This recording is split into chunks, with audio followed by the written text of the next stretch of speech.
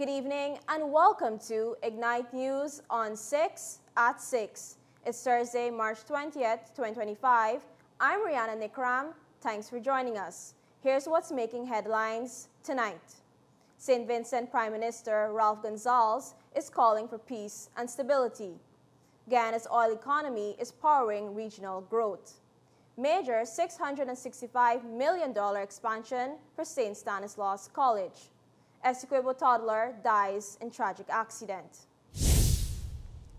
Prime Minister St. Vincent and the Grenadines, Dr. Ralph Gonsalves, is urging Guyana and Venezuela to uphold the Argyle Declaration and ensure peace and stability in the Caribbean and Latin America.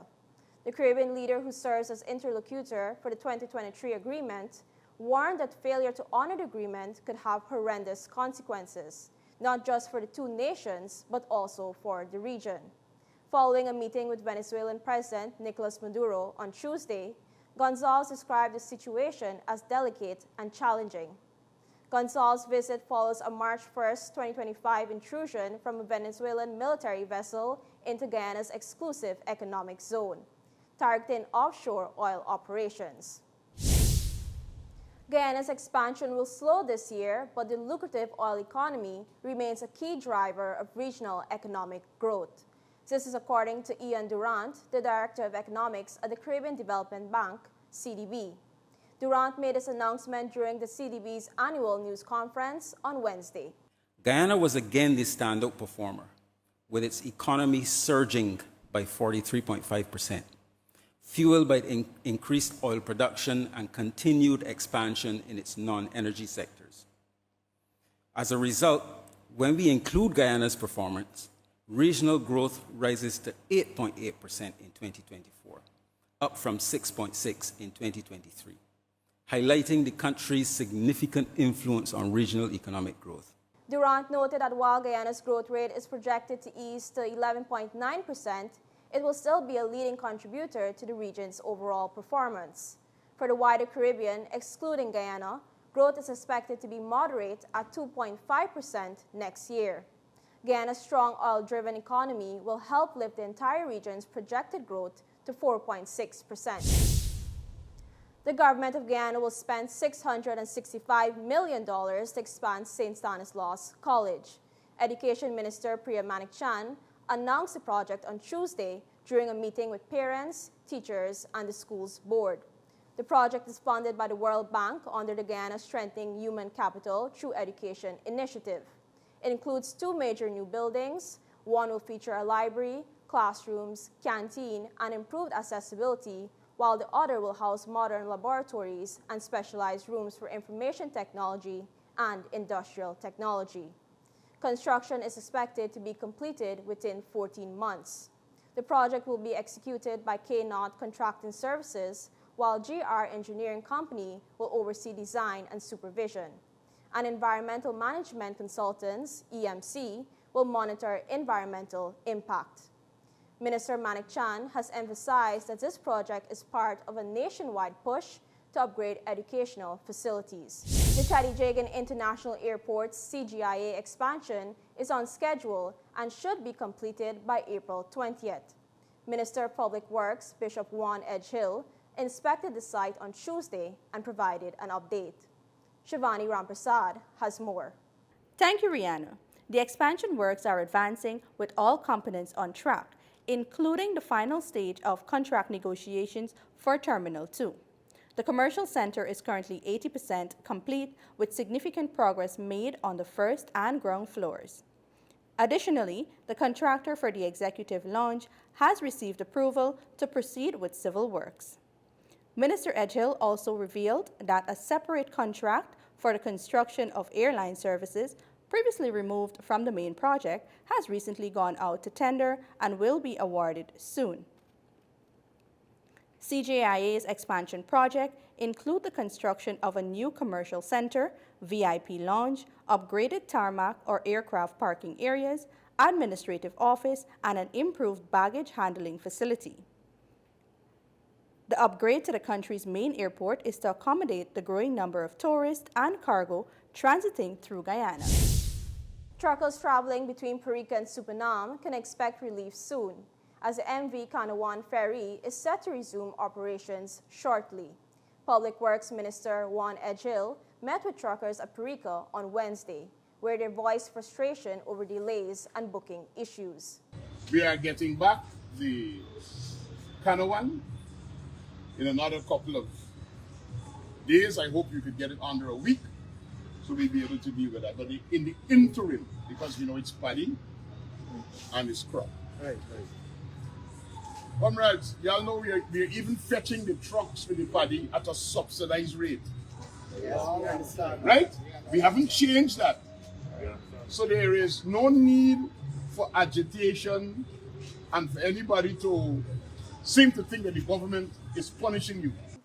Edghill assured them that repairs on the ferry are nearly complete and measures are being taken to transport goods without disruption, especially during this paddy season. The Transport and Harbors Department has been working to manage the situation in the absence of the MV Kanawan via an online booking service. Guyana is advancing gender-responsive budgeting as part of its push for gender equality. This is according to Ariana Bihari, the Deputy Permanent Secretary of the Ministry of Human Services and Social Security. Bihari outlined the initiative at the UN's 69th session of the Commission on the Status of Women. Over 13,000 women have benefited from economic empowerment programs, which provide free training in conventional and unconventional technical vocational skills, entrepreneur support geared towards breaking the cycle of poverty. Women are also seizing employment opportunities gained from free tertiary education where they outnumber their male counterparts. She also highlighted financing measures being used to strengthen the social safety net for women.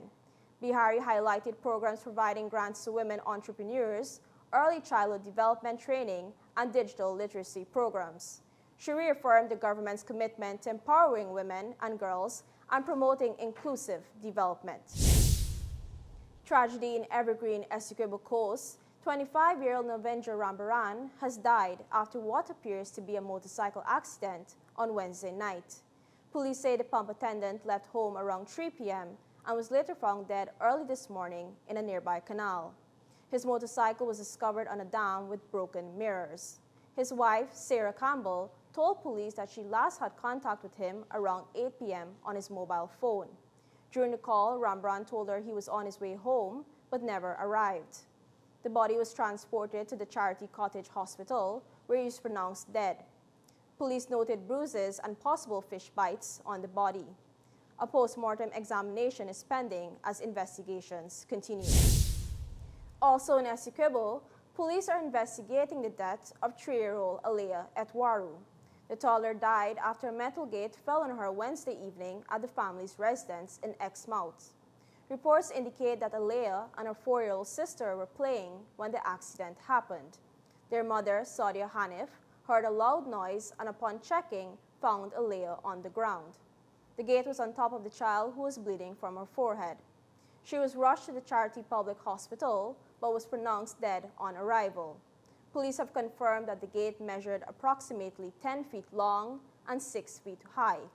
An investigation is underway.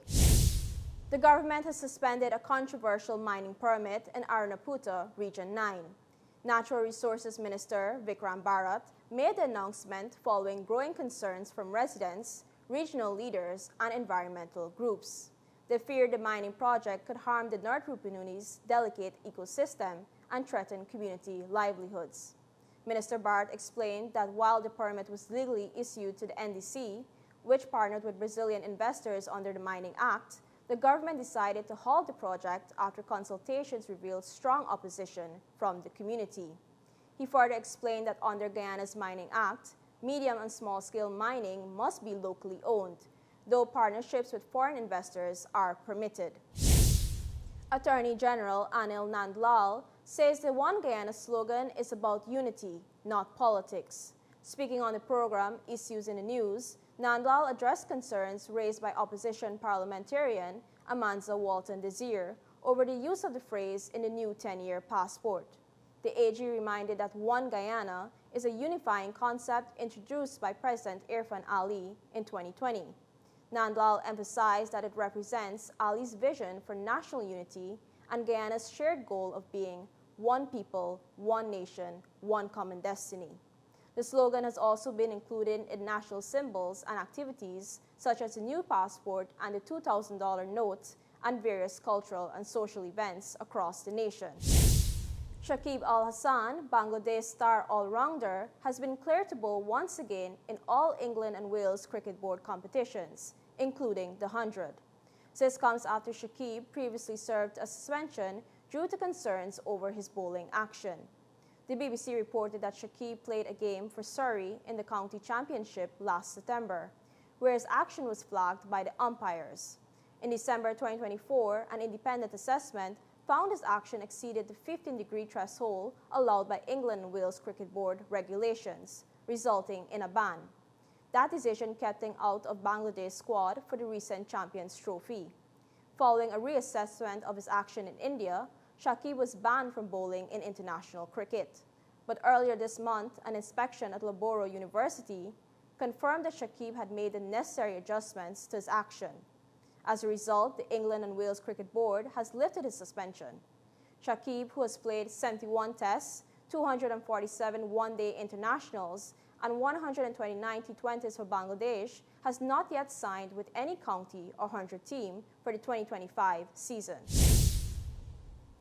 And that's all for this edition of Ignite News on 6 at 6. For more stories, visit ignitenews.com or follow us on social media.